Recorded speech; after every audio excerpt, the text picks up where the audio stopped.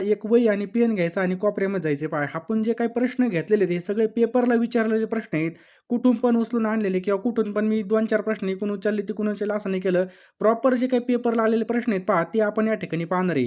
Video शेवटपर्यंत पाहायचा मित्रांनो. डिस्क्रिप्शन बॉक्समध्ये स्पेशल आपण तलाठी भरती, एम-पी-एस-सी, ग्रुप सीसाठी एक WhatsApp ग्रुप तयार केला आहे मित्रांनो. त्याची लिंक खाली डिस्क्रिप्शन बॉक्समध्ये. जर तुम्हाला जॉइन होता येत नसेल, तर जो काही माझा नंबर आहे 9325230840 या नंबरला तुम्ही मला SMS करा. मी तुम्हाला या ठिकाणी जॉइन करून घेईल. मला फक्त SMS करा, की ग्रुपला जॉइन करा एम-पी-एस-सी ग्रुपचे किंवा तलाठी.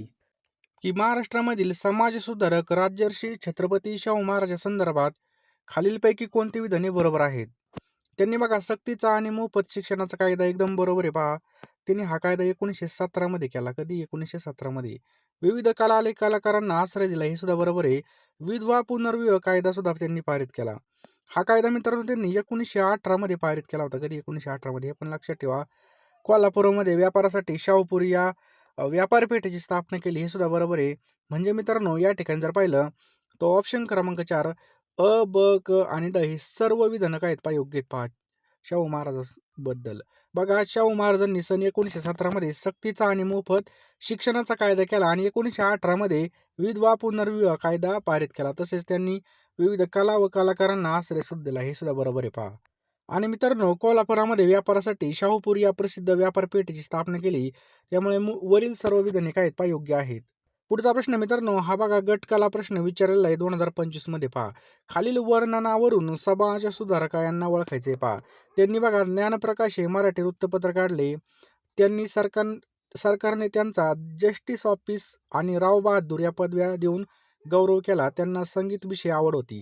तर हे कोण होते पहा. तर मित्रांनो या ठिकाणी हे ऑप्शन दिलेले आहेत. यापैकी कोणीच नव्हतं पहा. लक्षात ठेवा यापैकी कोणीच नाही. ज्ञानप्रकाश हे 12 फेब्रुवारी 1849 रोजी कृष्णाजी त्र्यंबक रानडे यांनी पुण्यात सुरू केलेलं पहिले मराठी दैनिक वृत्तपत्र होतं. समाजसुधारक गोपाळ हरी देशमुख यांना राव बहादूर पदवीने सन्मानित केलं होतं आणि त्यांनी हे पत्र चालवण्यास मदत केली होती. तसेच कृष्णाजी त्र्यंबक रानडे यांना संगीत विषयाची आवड होती. पर्यायामध्ये कृष्णाजी त्र्यंबक रानडे यांचं नाव नसल्यामुळे ते योग्य पर्याय एकही नाही हा आपल्याला या ठिकाणी पाहायला मिळतो. बघा प्रश्न कशा प्रकारे विचारलाय. पुढचा प्रश्न मित्रांनो खालील विधाने वाचून कोणत्या स्त्री सुधारकाच्या कार्याची ओळख होते?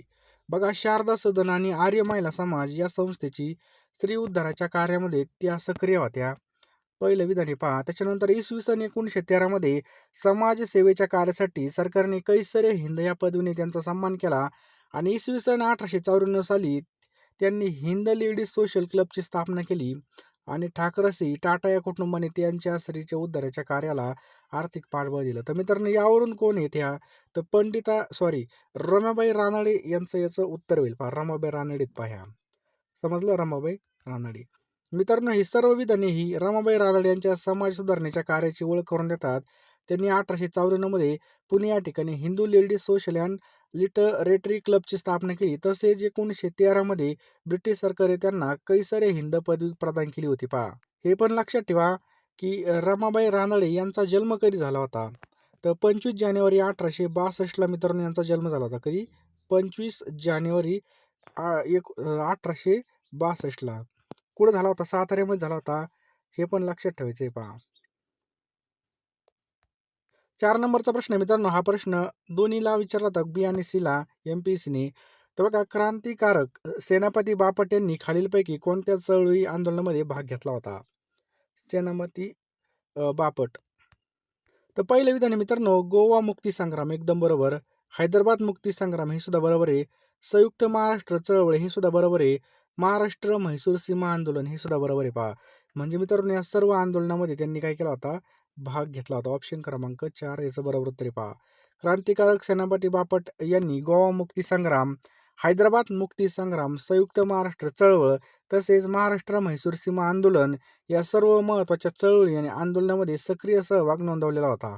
पुढचा प्रश्न आहे मित्रांनो टिंबटिंब यांनी स्वदेशी चळवळीचा श्री गणेशा करून खादीचा पोशाख घालून सन 1877 मध्ये दिल्ली दरबारामध्ये हजेरी लावली. तर कोणी लावली होती मित्रांनो हजेरी? तर लक्षात ठेवा गणेश वासुदेव जोशी आपलं याचं बरोबर उत्तर आहे. ऑप्शन क्रमांक 1 गणेश वासुदेव जोशी यांना सार्वजनिक काका म्हणून सुद्धा ओळखलं जातं. हे स्वदेशाचे खंदे पुरस्कर्ते होते. त्यांनी स्वदेशी चळवळीचा पुरस्कार करत स्वतःच्या खादीचा पोशाख परिधान करून 1877च्या दिल्ली दरबारामध्ये हजेरी लावली होती पहा. पुढचा प्रश्न आहे मित्रांनो, प्रश्न क्रमांक 6. डॉक्टर भाऊदाजी लाडे कशाचे पुरस्कर्ते होते? तर मित्रांनो, डॉक्टर भाऊदाजी लाडे ऑप्शन क्रमांक 3 विधवा पुनर्विवाह. ऑप्शन क्रमांक 3 आपले याचं उत्तर आहे विधवा पुनर्विवाह. डॉक्टर भाऊदाजी लाड रामसिंग विठ्ठल लाड यांनी वैद्यकीय क्षेत्रामध्ये मोठं कार्य केले आहे. त्यांना कुष्ठरोगावर औषध शोधल्याबद्दल धन्वंतरी म्हणून ओळखलं जातं. सामाजिक सुधारणांच्या अंगाने ते विधवा पुनर्विवाहाला पाठिंबा देणारे पुरस्कर्ते होते पहा. मित्रांनो, यांचा जन्म लक्षात ठेवा. यांचा जो काय जन्म आहे 7 सप्टेंबर 1824 मध्ये झाला होता. कुठं? गोवा या ठिकाणी, मांजरे गोवा. आणि मित्रांनो 1843 मध्ये ते एपिस्टन कॉलेजमध्ये शिक्षक म्हणून त्यांनी काम केलं होतं. आणि 1845 मध्ये ग्रेट मेडिकल कॉलेजमध्ये प्रवेश घेतला. या कलेत त्यांना फॅरिश कॉलेजमध्ये शिष्यवृत्तीमुळे प्रवेश मिळाला होता. आणि याच कॉलेजमध्ये शिक्षण घेत असताना त्यांना चांगल्या प्रकारे त्यांनी कार्यसुद्धा चालू केलं होतं पहा भाऊदाजी लाड यांनी. चला पुढचा प्रश्न आहे पहा. योग्य जोड्या जुळवून आपल्याला पर्याय निवडायचा आहे पहा. या ठिकाणी आपल्यासमोर पर्याय दिले, त्याच्या आपल्याला जोड्या लावायच्या आहेत. तर बघा, आचार्य बाळशास्त्री जांभेकर मित्रांनो यांनी काय केलं होतं, ख्रिस्ती मिशनऱ्यांच्या ताब्यात गेलेल्या श्रीशाद्री पळीकर यांचं शुद्धीकरण केलं होतं बाळशास्त्री जांभेकर यांनी पहा. समजलं? त्याच्यानंतर आहे पहा, दुर्गाराम मंछराम दाडोबा पांडुरंग यांनी सुरत येथे मानव धर्म समितीची स्थापना केली होती. ॲनी बेझंटने काय केलं होतं मित्रांनो, तर ॲनी बेझंटने काय केलं होतं, सेंट्रल हिंदू कॉलेजची स्थापना केली होती. आणि केशवचंद्र सेन यांनी काय केलं होतं मित्रांनो, की नॉर्मल स्कूल ऑफ व्हिक्टोरिया इन्स्टिट्यूटची स्थापना केली होती. म्हणजे मित्रांनो आपल्या या ठिकाणी पर्याय क्रमांक 2 बरोबर आहे पहा. समजलं? चला, तलाठी भरती ही किती दिवसातून निघलेली पहा. ही काय प्रत्येक वर्षी निघणारी भरती नाहीये. या भरतीमध्ये सगळ्यात भारी म्हणजे तुमचा ड्रीम जॉब असणार आहे पहा. यामध्ये जर तुम्हाला सिलेक्ट व्हायचं असेल तर तलाठी भरती होण्यासाठी तुम्हाला वाटेल ते करणं गरजेचं आहे पहा. बरोबर आहे की नाही? एक सुद्धा मिनिटं वाया घालू नका. लगेच आपल्या PDF घेऊन टाका मित्रांनो. कारण की हे 10,000 प्रश्न मित्रांनो अतिशय IMP आणि अतिशय सुयोग्य असे वाचण्याजोगे आपण काढलेले आहेत पहा. यामध्ये मित्रांनो तुम्हाला झालेल्या प्रश्नपत्रिका, त्याचबरोबर आता जी काही पूर्वपरीक्षा आहे, पूर्वपरीक्षेमध्ये तसेच मुख्य परीक्षेमध्ये कशा प्रकारे अभ्यास करावा हे सुद्धा मार्गदर्शन भेटणार आहे. आणि मित्रांनो लवकरात लवकर आपल्या हे जे काही PDFच्या बॅचला तुम्ही ॲडमिशन घ्या. 499 रुपयामध्ये तुम्हाला या ठिकाणी एका वर्षाच्या चालू घडामोडी, त्यासोबत इतिहास, भूगोल, त्याच्यानंतर अर्थशास्त्र, राज्यशास्त्र हे सगळ्या PDF मित्रांनो मी तुम्हाला पाठवून देणार आहे पहा. लवकरात लवकर ॲडमिशन घ्यायचं आहे आणि कुणी हलगर्जीपणा करायचा नाही पहा. वेळ फार कमी पहा. कमी वेळेमध्ये जास्त अभ्यास करण्यासाठी मित्रांनो 499 रुपयाला आपण ह्या PDF लॉन्च केलेत पहा. मित्रांनो 499 रुपये आपण कुठेही खर्च करतो. पेट्रोलला, हॉटेलमध्ये मित्रांसोबत पार्टी केली किंवा बर्थडेचा केकच आता या ठिकाणी 500-500 रुपये झालेत. परंतु जर तुम्ही या ठिकाणी आपली बॅच घेतली तर नक्कीच तुम्हाला या ठिकाणी फायदा होणार आहे. 9325230840 या नंबरला तुम्ही मित्रांनो 499 रुपये फोनपे किंवा गुगल पे करा. मी तुम्हाला एका मिनिटामध्ये सर्व पाठवून देईल पहा. अतिशय महत्त्वाचं असणार आहे मित्रांनो. त्यामुळे लवकरात लवकर सर्वांनी घेऊन टाका पहा. वेळ वाया घालू नका. ही वेळ पुन्हा नाही पहा. पैसा कधी पण कमवू शकतो, परंतु ही जी काही वेळ आहे तुम्ही कोटी रुपये द्या तरी पण तुमच्या हातामध्ये येणार नाही. चला जास्त काही सांगत नाही. लवकरात लवकर ॲडमिशन घ्या मित्रांनो. आपल्याकडे एक एक सेकंद महत्त्वाचा आहे पहा. कॉम्पिटिशन सुद्धा या ठिकाणी भरपूर असणार आहे. आणि ही संधी हातातून गेली नाही पाहिजे. वहीमध्ये लिहून ठेवा की मी तलाठी होणारच. पुढचा प्रश्न बघू मित्रांनो. आणि बघा या ठिकाणी जांभेकर यांनी ख्रिस्ती मिशनऱ्यांच्या ताब्यात गेलेल्या श्रीपाद शेषाद्री परळीकर यांचं शुद्धीकरण केलं. दादोबा पांडुरंग आणि दुर्गाराम मच्छराम यांनी सुरत येथे मानव धर्म सभा स्थापन केली. ॲनी बेझंट यांनी सेंट्रल हिंदू कॉलेजची स्थापना केली. तर केशवचंद्र सेन यांनी नॉर्मल स्कूल व्हिक्टोरिया इन्स्टिट्यूटची स्थापना केली.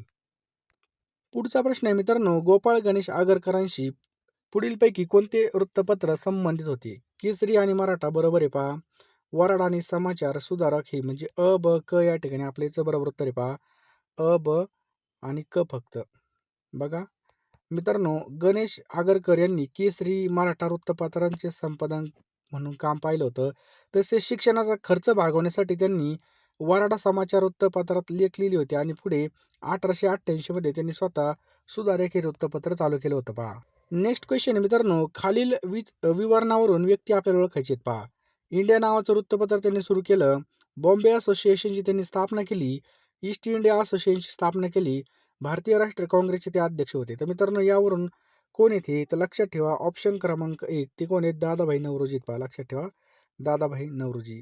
भारताचे ग्रँड ओल्ड मॅन म्हणजे श्रेष्ठ पितामह म्हणून ओळखल्या जाणाऱ्या दादाभाई नौरोजी यांनी इंग्लंडमध्ये ईस्ट इंडिया असोसिएशनची स्थापना केली. इंडिया वृत्तपत्र सुरू केलं. बॉम्बे असोसिएशनच्या स्थापनेमध्ये पुढाकार घेतला आणि ते भारतीय राष्ट्रीय काँग्रेसचे अध्यक्ष सुद्धा राहिले होते पहा. तर मित्रांनो हे पण लक्षात ठेवा, दादाभाई नौरोजी यांचा जन्म मित्रांनो 4 सप्टेंबर 1825ला गुजरात या ठिकाणी झाला होता. वडील यांचे नौरोजी पालनजी दोरडे होते. आईचं नाव होतं माणिकबाई नौरोजी दोरडी. मित्रांनो यांचा मृत्यू 30 जून 1917 मध्ये झाला होता पहा दादाभाई नौरोजी यांचा.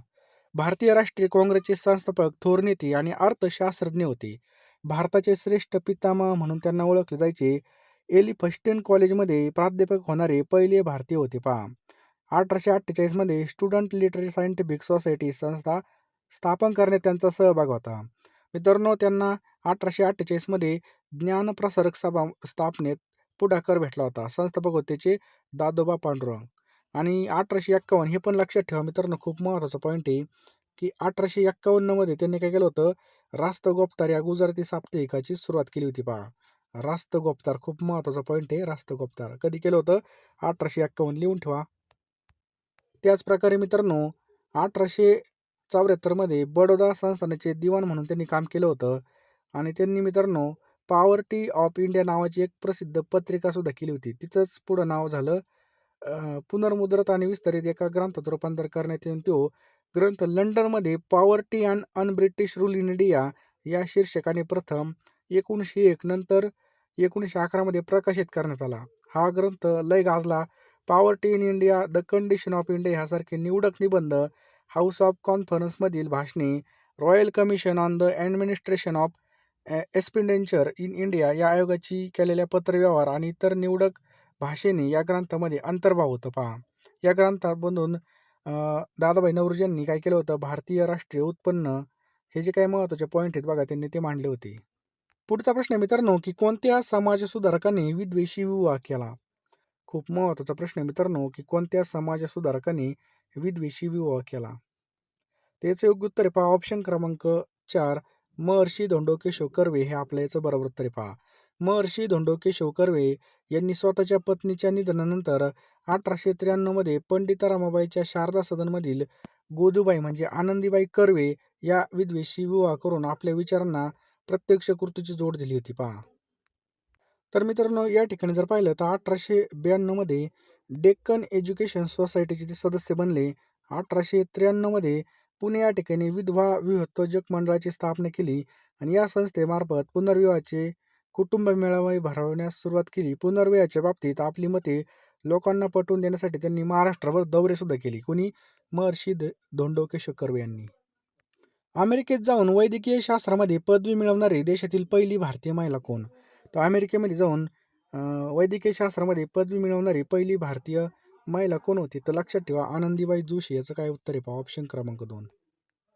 तर मित्रांनो डॉक्टर आनंदीबाई जोशी या अमेरिकेमधील फिलाडेल्फिया येथील वुमेन्स मेडिकल कॉलेजमधून शिक्षण घेऊन वैद्यकीय शास्त्राची MDची पदवी मिळवणाऱ्या देशातील पहिल्या भारतीय महिला ठरल्या होत्या पहा. समजलं? त्यांच्याबद्दल जर पाहिलं तर यांचा जन्म 31 मार्च 1865 मध्ये झाला होता पुण्यामध्ये. यांचे वडिलांचं नाव काय होतं?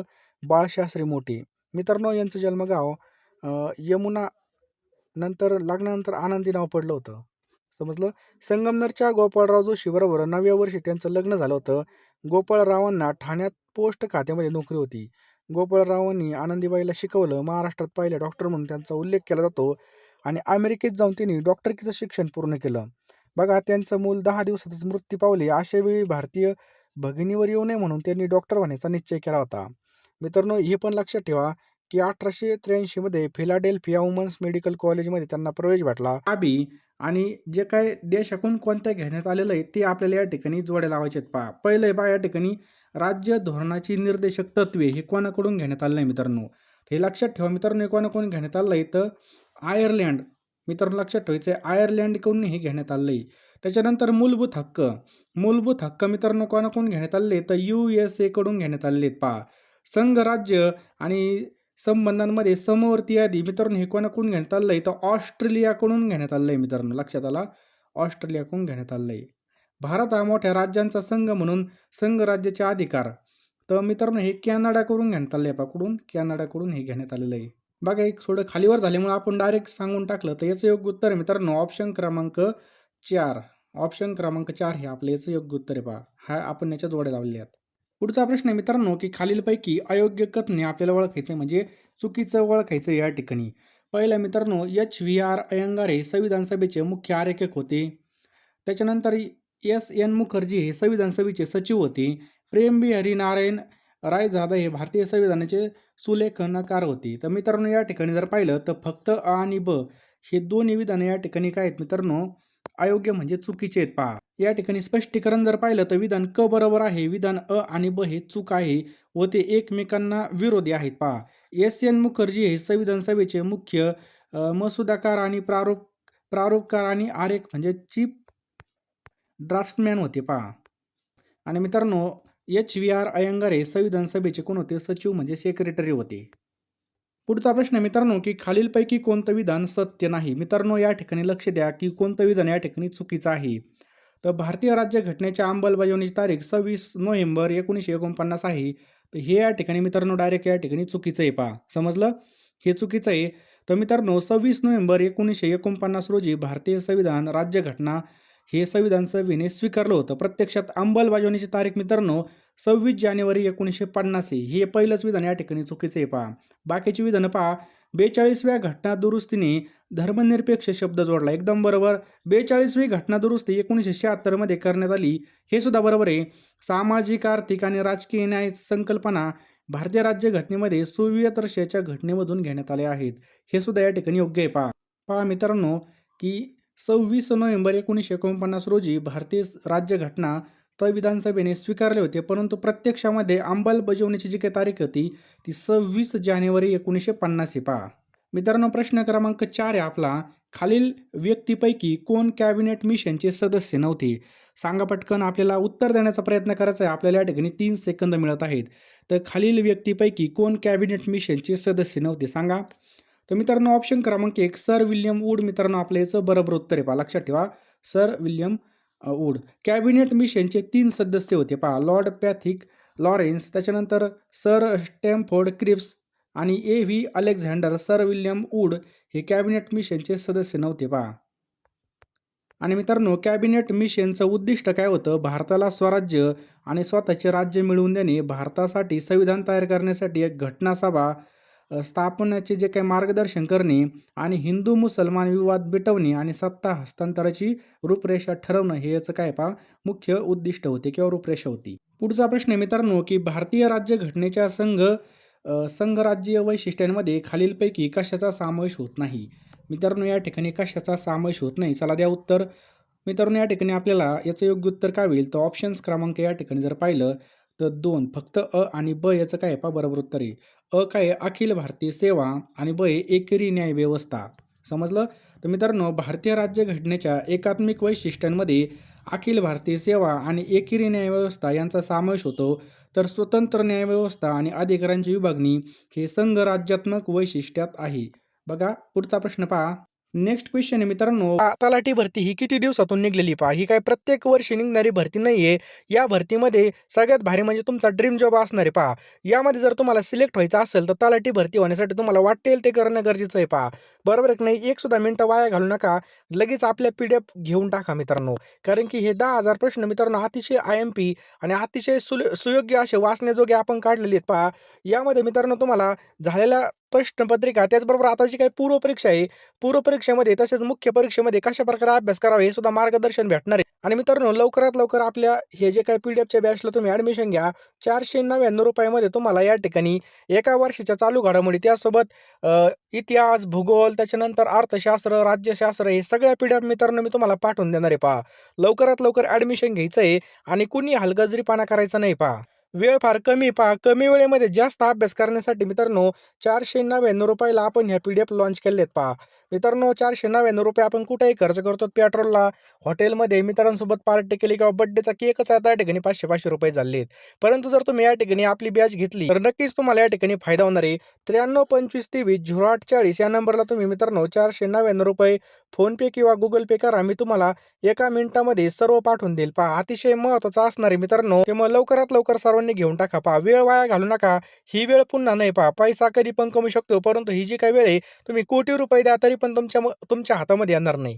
चला, जास्त काही सांगत नाही. लवकरात लवकर ॲडमिशन घ्या मित्रांनो. आपल्याकडे एक सेकंद महत्त्वाचा आहे. पहा, कॉम्पिटिशन सुद्धा या ठिकाणी भरपूर असणार आहे आणि ही संधी हातातून गेली नाही पाहिजे. वहीमध्ये लिहून ठेवा, की मी तलाठी होणारच. भारताच्या संविधान परिषदेच्या कार्याविषयीच्या समितीचे अध्यक्ष कोण होते?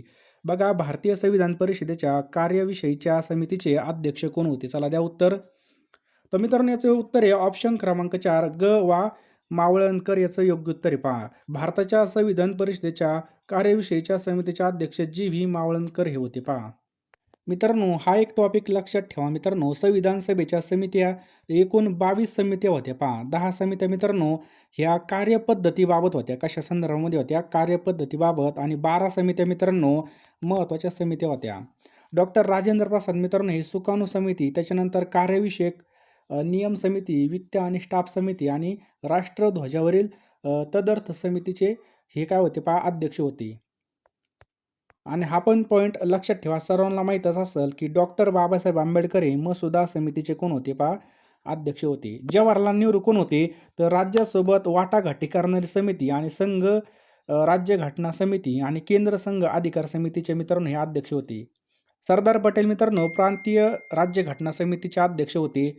मूलभूत हक्क आणि अल्पसंख्याकाबाबत समितीचे ते अध्यक्ष होते. पहा, हे सगळं जर पाहिलं आपण डिटेलमध्ये पाहिलेलं आहे. आणि मित्रांनो, तुम्हाला जर व्हिडिओ युजफुल वाटत असेल तर व्हिडिओला नक्की एक लाईक करा. पहा, लाईक केल्यावर कळतं जी काही माझी मेहनत आहे पहा ही 100% काम करते. मित्रांनो, तुम्हाला हा व्हिडिओ नक्कीच उपयुक्त वाटायचा असेल तर लगेच लाईक करा आणि हा व्हिडिओ नक्की आपल्या स्टडी ग्रुपमध्ये आपल्या 5 व्हॉट्सअप ग्रुपला आणि 5 मित्रांना नक्की शेअर करा. कमेंट करा मित्रांनो. मी एवढं जीव तोडून शिकवतोय, तुम्ही सुद्धा याचा आउटपुट चांगला घ्या आणि तुम्ही नक्की विजयी होणार असा स्वतःमध्ये विश्वास ठेवा. आणि तुमचं जे काही स्वप्न असेल मित्रांनो ते वहीमध्ये लिहून ठेवा. नक्कीच विजय तुमचा आहे. पहा, नेक्स्ट क्वेश्चन आहे मित्रांनो की संविधान परिषदेच्या सल्लागार शाखेने भारतीय राज्यघटनेचा पहिला मसुदा टिंबटिंबमध्ये तयार केला. तर मित्रांनो, कधी तयार केला होता? तर ऑक्टोबर 1947 मध्ये मित्रांनो पहिला मसुदा या ठिकाणी तयार केला होता. पहा मित्रांनो, संविधान सभेचे घटनात्मक सल्लागार B.N. राव यांनी विविध समित्यांच्या अहवालांच्या आधारे ऑक्टोबर 1947 मध्ये भारतीय राज्यघटनेचा प्रारंभिक मसुदा तयार केला होता. पहा, समजलं? प्रारंभिक मसुदा तयार केला होता. मित्रांनो, घटनेची जी काही स्वीकृती आणि जी काही अंमलबजावणी पहा, पहिला मसुदा ऑक्टोबर 1947 मध्ये आणि फेब्रुवारी 1948 ला प्रकाशित झाला. दुसरा मसुदा मित्रांनो 24 ऑक्टोबर 1948 मध्ये सादर झाला. यामध्ये 8 महिन्यांचा कालावधी जनतेला सुधारणा आणि सुचवण्यासाठी दिला होता. आणि जो काही अंतिम मसुदा आहे हा 4 नोव्हेंबर 1948 ला संविधान सभेमध्ये मांडण्यात आला होता. महत्त्वाच्या तारखा पण लक्षात ठेवा. 26 जानेवारी 1950 मित्रांनो या दिवशी काय झालं? घटनेच्या प्रारंभाचा दिवस म्हणून ओळखला जातो आणि गणराज्य दिवस म्हणून सुद्धा ओळखला जातो. त्याच्यानंतर डिसेंबर 1929 ला काँग्रेसचे लाहोर अधिवेशन सुद्धा भरलं होतं. 26 जानेवारी 1930 ला काय झालं होतं की भारताचा प्रथम स्वातंत्र्य दिन म्हणून साजरा करण्याचं ठरलं होतं. पहा, कधी? 1930 ला. यासाठी 64 लाख रुपये खर्च आला होता. कालावधी लागला होता मित्रांनो 2 वर्ष 11 महिने आणि 18 दिवस. सगळे पॉईंट लक्षात ठेवा. संविधान सभेचे कामकाज मित्रांनो 166 दिवस चाललं होतं आणि मसुदा समितीचे कामकाज मित्रांनो 114 दिवस विचारविनिमय झाला आणि 141 दिवस कामकाज चाललं होतं. आणि मित्रांनो, ही जी काही घटना आहे आपली 60 देशांच्या घटनावर आधारित आहे. समजलं? त्यासोबत मित्रांनो निवडणूक आयोगाची जी काही स्थापना आहे ती 25 जानेवारी 1950 ला झाली होती. पहा, चला पुढचा प्रश्न बघूयात मित्रांनो की मॉन्टेग्यू चेम्सफोर्ड या नावाने ओळखला जाणारा भारतीय घटनात्मक सुधारणा विषयक अहवाल टिंबटिंबमध्ये प्रसिद्ध करण्यात आला. तर कधी प्रसिद्ध करण्यात आला मित्रांनो? तो जुलै 1918 मध्ये हा प्रसिद्ध करण्यात आला. जुलै 1918 मध्ये हा प्रसिद्ध करण्यात आला. मित्रांनो, या ठिकाणी पॉईंट पहा. मॉन्टेग्यू चेम्सफोर्ड या नावाने ओळखला जाणारा भारतीय घटनात्मक सुधारणा विषयक अहवाल जुलै 1918 मध्ये प्रसिद्ध करण्यात आला होता. समजलं? मित्रांनो, याला मंजुरी भेटली होती डिसेंबर 1919 मध्ये. या कायद्यालाच गव्हर्नमेंट ऑफ इंडिया ॲक्ट किंवा 1919चा जो काही कायदा आहे बघा तो म्हटलं जातं. हा कायदा 1921 साली अंमलात आला आणि या कायद्यालाच अशी तरतूद होती का हा कायदा लागू झाल्यापासून याची अंमलबजावणी कशी झाली यासाठी 10 वर्षांनी एक आयोग नेमण्यात येईल. पुढचा प्रश्न एकदम सोपा आहे मित्रांनो की भारतीय राज्यघटनेच्या मसुदा समितीचे खालीलपैकी कोण सदस्य होते? सांगा पटकन की भारतीय राज्यघटनेच्या मसुदा समितीचे खालीलपैकी सदस्य कोण होते? तर मित्रांनो आल्लादी कृष्णस्वामी अय्यर मित्रांनो आपल्या याचं बरोबर उत्तर आहे पहा. मसुदा समितीचे सदस्य विचारलंय. आणि मित्रांनो अध्यक्ष कोण होते? तर अध्यक्ष होते आपल्या सर्वांना माहिती आहे डॉक्टर B.R. आंबेडकर हे अध्यक्ष होते पहा. चला पुढचा प्रश्न मित्रांनो काय आहे की भारतीय राज्यघटनेमधील खालीलपैकी कोणतं वैशिष्ट्य ब्रिटिश राज्यघटनेमधून घेतलेलं नाही? तर कोणतं आहे मित्रांनो? तर समवर्ती सूची आपल्या याचं बरोबर उत्तर आहे. लक्षात ठेवा समवर्ती सूची. मित्रांनो हे पण लक्षात ठेवा की सरकारचे संसदीय स्वरूप, मंत्रिमंडळ स्वरूप आणि कायद्याचे राज्य हे वैशिष्ट्य ब्रिटनकडून घेतलं आहे. तर समवर्ती सूची मित्रांनो ऑस्ट्रेलियन राज्यघटनेमधून घेतलेली पहा. कुठून? ऑस्ट्रेलियन राज्यघटनेतून. नेक्स्ट क्वेश्चन आहे मित्रांनो भारताची संविधान सभा बनवण्यासाठी मागणी इंग्रजांनी कोणत्या वर्षी मान्य केली? तर कोणत्या वर्षी मित्रांनो? तर 1940 या वर्षी ती मान्य केली. कधी? 1940 या वर्षी ती मान्य केली. भारतीय संविधान सभा बनवण्याची मागणी इंग्रजांनी 1940 या वर्षी मान्य केली.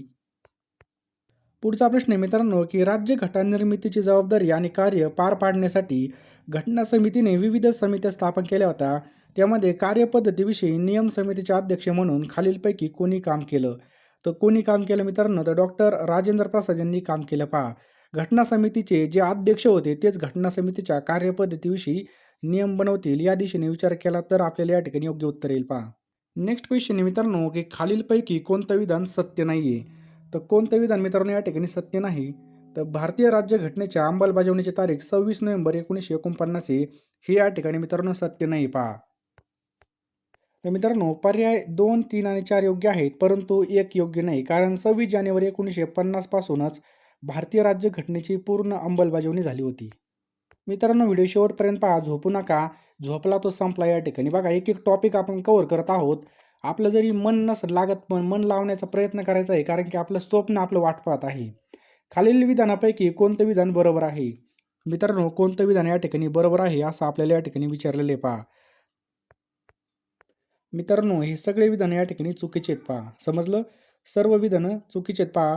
मित्रांनो जर पाहिलं तर संविधान सभेच्या 284 सदस्यांनी 26 नोव्हेंबर 1949 रोजी राज्यघटनेवर स्वाक्षऱ्या केल्या. किती? 284, 288 नाही. काय जुळवायचे आहेत मित्रांनो या ठिकाणी? तर बघा पहिली यादी या ठिकाणी डॉक्टर सच्चिदानंद सिन्हा. तर बघा सच्चिदानंद सिन्हा मित्रांनो घटना परिषदेचे काय होते? तात्पुरते अध्यक्ष होते, म्हणजे या ठिकाणी येईल. डॉक्टर राजेंद्र प्रसाद. तर मित्रांनो डॉक्टर राजेंद्र प्रसाद हे मित्रांनो काय होते? घटना परिषदेचे कायमस्वरूपी अध्यक्ष होते. Sir B.N. राव. Sir B.N. राव कोण होते? तर लक्षात ठेवा हे घटना परिषदेचे काय होते? अध्यक्ष होते पास. घटना परिषदेचे संविधानिक सल्लागार होते. आणि जवाहरलाल नेहरू कोण होते? हे होते मित्रांनो उद्दिष्टांचा ठराव. लक्षात ठेवायचं आहे उद्दिष्टांचा ठराव. हे या ठिकाणी जोडी लावली म्हणजे योग्य पर्याय आपला ऑप्शन क्रमांक 4 आहे पहा. चला पुढचा प्रश्न आहे मित्रांनो भारतीय राज्यघटनेच्या निर्मिती दरम्यान संविधान सल्लागार म्हणून कोणाची नियुक्ती केली होती? तर कोणाची नियुक्ती केली होती? तर B.N. राव यांची या ठिकाणी नियुक्ती केली होती पहा. लक्षात ठेवायचं आपल्याला B.N. राव. तर मित्रांनो B.N. राव यांची संविधान सभेचे घटनात्मक सल्लागार म्हणून निवड केली होती पहा. संविधान सभेची पहिली बैठक मित्रांनो 9 डिसेंबर 1946 झाली. 1946 नवी दिल्ली या ठिकाणी झाली. याचे अंतरिम अध्यक्ष होते डॉक्टर सच्चिदानंद सिन्हा होते. स्थायी अध्यक्ष होते डॉक्टर राजेंद्र प्रसाद. कोण होते? डॉक्टर राजेंद्र प्रसाद. आणि घटनात्मक सल्लागार होते सर B.N. राव. उपाध्यक्ष होते बघा मुखर्जी आणि टी.व्ही. कृष्णमाचारी होते पहा. पुढचा प्रश्न आहे मित्रांनो संविधान सभेमधील मूलभूत हक्क आणि अल्पसंख्याक समितीचे अध्यक्ष कोण होते? तर मित्रांनो कोण होते? तर सरदार वल्लभभाई पटेल हे होते पहा. लक्षात ठेवा सरदार वल्लभभाई पटेल. अल्पसंख्याक अध्यक्ष सरदार वल्लभभाई पटेल हे होते पहा. पुढचा प्रश्न आहे मित्रांनो की 1947च्या भारतीय स्वतंत्र कायद्याने संविधान सभेच्या स्थानामध्ये बदल झाला. या कायद्याच्या संदर्भात खालीलपैकी कोणतं विधान बरोबर नाही? तर मित्रांनो लक्षात ठेवा कोणतं विधान बरोबर नाही. तर ऑप्शन क्रमांक 3 सभेची एकूण संख्या पूर्वीची 1946 मधील नियोजित संख्येपेक्षा वाढली. तर हे विधान मित्रांनो या ठिकाणी चुकीचं आहे पहा. समजलं? हे चुकीचं विधान आहे मित्रांनो. या तुलनेमध्ये 389 वरून ती जी काही संख्या मित्रांनो ती 299 इतकी झाली होती पहा. म्हणजेच कमी झाली होती असं पाहिजे नव्हतं, परंतु हे चुकीचं आहे पहा. बाकीचे विधान सगळे बरोबर आहे. सभा संपूर्ण सार्वभौम संस्था बनली हे बरोबर आहे. सभा एक विधिमंडळात्मक संस्थाही झाली हे सुद्धा बरोबर आहे पहा. मुस्लिम लीग सभासदांनी भारतासाठी असलेल्या संविधान सभेतून माघार घेतली. हे सुद्धा या ठिकाणी बरोबर आहे पहा. तर पहा मित्रांनो, विधान 3 चूक आहे पहा. कारण संविधान सभेची सदस्य संख्या 1946च्या तुलनेमध्ये 389 वरून किती झाली होती? 299 इतकी झाली होती पहा. तर खालीलपैकी कोणते विधान या ठिकाणी आपल्याला बरोबर आहेत ते विचारलेत पहा. तर मित्रांनो, कोणते विधानं बरोबर आहेत? तर या ठिकाणी जर पाहिलं तर फक्त आणि क बरोबर आहेत पहा. भारतीय संविधान सभेची पहिली बैठक 9 डिसेंबर 1946 रोजी पार पडली आणि त्याच्यानंतर भारतीय संविधान सभेने 26 नोव्हेंबर 1949 रोजी संविधान स्वीकारले. हे 2 विधानं बघा लक्षात ठेवून घ्या सर्वांनी. समजलं? पर्याय क्रमांक 4 आपल्या याचं बरोबर उत्तर आहे फ आणि क. तर विधान आणि क बरोबर आहे, परंतु विधान क चूक आहे. कारण डॉक्टर राजेंद्र प्रसाद हे कायमस्वरूपी अध्यक्ष होते, तर सच्चिदानंद सिन्हा हे तात्पुरते अध्यक्ष होते मित्रांनो. समजलं? हे विधान या ठिकाणी स्पष्टीकरण पाहिलं आपण. पुढचा प्रश्न आहे मित्रांनो की 9 डिसेंबर 1946 रोजी नवी दिल्लीमध्ये कॉन्स्टिट्यूशन हॉलमध्ये घटना समितीची पहिली बैठक भरली होती. तर त्या हॉलला आता काय म्हणतात? तर त्या हॉलला मित्रांनो काय म्हणतात? पार्लमेंट हाऊसचा सेंट्रल हॉल असं म्हणून ओळखलं जातं पहा. लक्षात ठेवा, संविधान सभेची पहिली बैठक झालेला तो हॉल आता संसद भवनाचे सेंट्रल हॉल म्हणून ओळखला जातो. खूप महत्त्वाचा प्रश्न आहे मित्रांनो. संविधान सभेची बैठक कधी झाली होती? 9 डिसेंबर 1946ला झाली होती पहा. समजलं? दिल्ली येथे संविधान सभागृहात झाली होती, जी आता संसद भवनाचं सेंट्रल हॉल म्हणून ओळखलं जातं. संविधान सभेची पहिली बैठक कधी झाली होती? 9 डिसेंबर 1946ला. मुस्लिम लीगने बैठकीवर बहिष्कार टाकला आणि पाकिस्तानच्या वेगळ्या राज्याचा आग्रह धरला होता पहा. अशा प्रकारे सभेला केवळ 211 सदस्य काय होते? उपस्थित होते.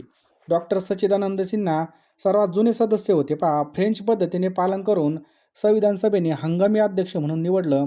नंतर डॉक्टर राजेंद्र प्रसाद यांची कायमस्वरूपी संविधान सभेचे अध्यक्ष म्हणून या ठिकाणीच निवड झाली होती. पुढचा प्रश्न मित्रांनो की संविधान सभेने भारतीय राष्ट्रीय ध्वजाची रचना टिंब रोजी स्वीकारली. तर मित्रांनो कधी स्वीकारली? तर लक्षात ठेवा पहा. ऑप्शन क्रमांक 3 22 जुलै 1947ला. 22 जुलै 1947 रोजी स्वीकारली होती पहा. मे 1949ला काय झालं होतं? तर भारताच्या राष्ट्रकुलच्या सदस्यत्वाला अनुमोदन दिलं होतं. त्याच्यानंतर 22 जुलै 1947ला जो काही राष्ट्रीय ध्वज आहे बघा त्याचा स्वीकार केला होता. आणि मित्रांनो हे पण लक्षात ठेवा, डिझाईन कोणी केलं होतं? पिंगली व्यंकय्या हे आंध्र प्रदेशचे होते पहा. आणि डॉक्टर राजेंद्र प्रसाद यांना भारताचे पहिले राष्ट्रपती म्हणून सुद्धा निवडून दिलं होतं. त्याच्यानंतर पुढची तारीख आली पहा 24 जानेवारी 1950. या दिवशी काय झालं? भारताचं राष्ट्रगीत आणि राष्ट्रगान यांचा स्वीकार झाला होता. संविधान सभेच्या शेवटच्या बैठकीत संविधान सभेला तात्पुरती संसद म्हणून घोषित केलं होतं. आणि त्याच्यानंतर मित्रांनो 26 जानेवारी 1950ला काय झालं? राष्ट्रचिन्ह म्हणून सारनाथ येथील जे काही अशोक चक्र आहे याचा स्वीकार झाला होता पहा. सगळे पॉईंट खूप महत्त्वाचे कव्हर केले. नेक्स्ट क्वेश्चन आहे मित्रांनो की कोणत्या समित्यांमध्ये डॉक्टर B.R. आंबेडकर यांनी सदस्य म्हणून कार्य केलं? तर मूलभूत अधिकार समितीमध्ये सुद्धा केलं, अल्पसंख्याक उपसमितीमध्ये सुद्धा, सल्लागार समितीमध्ये सुद्धा. म्हणजे अ, ब, क याचं काय पहा योग्य उत्तर आहे पहा. लक्षात ठेवायचं आपल्याला अ, ब, क ही तिन्ही विधानं काय आहेत पहा बरोबर आहेत. पुढचा प्रश्न आहे मित्रांनो की संविधान सभेबाबत खालीलपैकी कोणती विधाने सत्य आहेत? तर कोणती विधाने सत्य आहेत पहा मित्रांनो या ठिकाणी. तर या ठिकाणी जर पाहिलं तर ती प्रौढ मताधिकारावर आधारित नव्हती. मित्रांनो हे या ठिकाणी सत्य आहे. त्याच्यानंतर ती प्रत्यक्ष निवडलेली संस्था होती. मित्रांनो हे जर पाहिलं तर हे असत्य आहे पहा. ती प्रत्यक्ष निवडलेली संस्था होती का? तर मित्रांनो हे चुकीचं आहे पहा. ब्रिटिश भारतास 292 जागा देण्यात आल्या होत्या. तर ब्रिटिश भारतास 292 जागा देण्यात आल्या होत्या का? नाही. तर मित्रांनो लक्षात ठेवा 296 जागा देण्यात आल्या होत्या. किती? 296 जागा. मित्रांनो ह्या 292 जागा ब्रिटिश प्रांतामधून निवडून दिलेल्या होत्या पहा. हे पण लक्षात ठेवायचं आहे. तर मित्रांनो फक्त या ठिकाणी अ आणि ड ही विधानं पहा या ठिकाणी बरोबर आहे. ती विविध समित्याद्वारे कार्य करीत असे. अ आणि ड हे याचं बरोबर उत्तर आहे पहा. पुढचा प्रश्न आहे मित्रांनो की खालील विधानांचा विचार करा. Doctor B.R. आंबेडकर हे मसुदा समितीचे अध्यक्ष होते आणि श्री H.J. खांडेकर या समितीचे सदस्य होते. तर मित्रांनो या ठिकाणी जर पाहिलं तर फक्त या ठिकाणी काय आहे पहा अ बरोबर आहे. फक्त अ विधान या ठिकाणी बरोबर आहे पहा. समजलं? परंतु ब चूक आहे. कारण मसुदा समितीचे 7 सदस्य होते फक्त, त्यापैकी हे नव्हते पहा. पुढचा प्रश्न आहे मित्रांनो कॅबिनेट मिशन योजनेसंदर्भात आपल्याला जुळणी करायची पहा. तर मित्रांनो पहा या ठिकाणी या ठिकाणी निवडायची एकूण सदस्य संख्या किती आहे? निवडायची एकूण सदस्य संख्या किती आहे? तर 389 मित्रांनो आपलं याचं बरोबर उत्तर आहे 389. म्हणजे या ठिकाणी हे येईल पहा, इथं 4 नंबरचं येईल. समजलं? स्थानिक राज्यांचे प्रतिनिधी. तर मित्रांनो स्थानिक राज्यांचे प्रतिनिधी किती आहेत? 93 आहेत पहा. त्याच्यानंतर येईल पहा उच्च आयुक्ताचे प्रांत प्रतिनिधी. तर मित्रांनो उच्च आयुक्ताचे प्रांत प्रतिनिधी किती आहेत? तर मित्रांनो या ठिकाणी 4 येईल पहा आणि प्रांताचे प्रतिनिधी किती येतील? तर प्रांताचे प्रतिनिधी येतील मित्रांनो 292. किती? 292. स्पष्टीकरणामध्ये जर पाहिलं तर एकूण सदस्य संख्या मित्रांनो 389 आहे. त्यापैकी स्थानिक आणि उच्च आयुक्त प्रांत 4 आणि प्रांताचे प्रतिनिधी 292 हे आपल्या या ठिकाणी याचं बरोबर उत्तर आहे पहा. राजकुमारी अमृत कौर ह्या कोणत्या मतदारसंघातून संविधान सभेवर निवडून आल्या? तर लक्षात ठेवा मित्रांनो केंद्रीय प्रांतामधून ह्या निवडून आल्या पहा. केंद्रीय प्रांत. तर मित्रांनो राजकुमारी अमृत कौर ह्या केंद्रीय मध्य प्रांत या मतदारसंघामधून संविधान सभेवर निवडून आल्या होत्या. पुढचा प्रश्न आहे मित्रांनो की कोणत्या राजकीय पक्षाचे संविधान सभेमध्ये केवळ एक उमेदवार निवडून आले होते? तर मित्रांनो लक्षात ठेवा कृषक प्रजा पक्ष हे सुद्धा बरोबर आहे. त्याच्यानंतर शेड्यूल कास्ट फेडरेशन आणि कम्युनिस्ट पक्ष यांचे बघा एक निवडून आले होते पहा. तर आपलं योग्य उत्तर होईल पहा फक्त अ, ब, क याचं काय पहा बरोबर उत्तर आहे. मित्रांनो इथपर्यंत आले असाल तर लवकरात लवकर तुम्ही तलाठी भरतीच्या आपल्या PDF आहेत त्या घेऊन टाका मित्रांनो. 499 रुपये आपण कुठेही खर्च करतो. लवकरात लवकर फोनपेमध्ये जा. मी तुम्हाला एका मिनिटामध्ये सर्व पाठवून देईल पहा. हा जो काही आपला नंबर आहे 9325230840 या नंबरला तुम्ही 499 रुपये फोनपे किंवा गुगल पे करा आणि याच नंबरला तुम्ही स्क्रीनशॉट पाठवा. मी तुम्हाला एका मिनिटामध्ये सर्व PDFs आणि जे काही महत्त्वाच्या प्रश्नपत्रिका असतील, जे काही महत्त्वाचे प्रश्न असतील मी पाठवून देईल मित्रांनो. अतिशय आणि अतिशय IMP असं मित्रांनो तुम्हाला मी पाठवणार आहे. त्यामुळे लवकरात लवकर घेऊन टाका. आपल्याकडे वेळ फार कमी पहा. लगेच फोनपे, गुगल पेमध्ये जा किंवा तुम्ही लगेच मला या ठिकाणी WhatsAppला SMS करा. तुम्हाला काही विचारायचं असेल तर विचारू शकता. मी सर्व तुम्हाला एका मिनिटामध्ये पाठवून देईल. त्यामुळे लवकरात लवकर सर्वांनी या ठिकाणी ॲडमिशन घ्यायचं आहे पहा. 499 रुपये आपण कुठेही खर्च करतो. त्यामुळे पैशाकडे पैसा नाही मित्रांनो. पैसे कधी ना कधी कमवणार आहेत. परंतु जर एकदा नोकरी लागली तर आयुष्याचे आपले पैसेच पैसे होणार आहेत. त्यामुळं सगळ्यांनी या ठिकाणी PDFला ॲडमिशन घ्या मित्रांनो. लवकरात लवकर हे प्रश्न घ्या. तुम्ही रोजच हे प्रश्न वाचले नक्कीच तुम्हाला या ठिकाणी अपडेटेड राहाल आणि जे काही मित्रांनो महत्त्वाचे जे काही चालू घडामोडी असतील तुम्हाला ते अपडेट करून मिळत जाणार आहे. त्यामुळे लवकरात लवकर घेऊन टाका. या ठिकाणी आपल्याला वेळ फार कमी आहे मित्रांनो. लगेच फोनपेमध्ये जा, पेमेंट करा आणि याचा स्क्रीनशॉट मला पाठवा. मी तुम्हाला एका मिनिटामध्ये सर्व PDFs पाठवून देईल.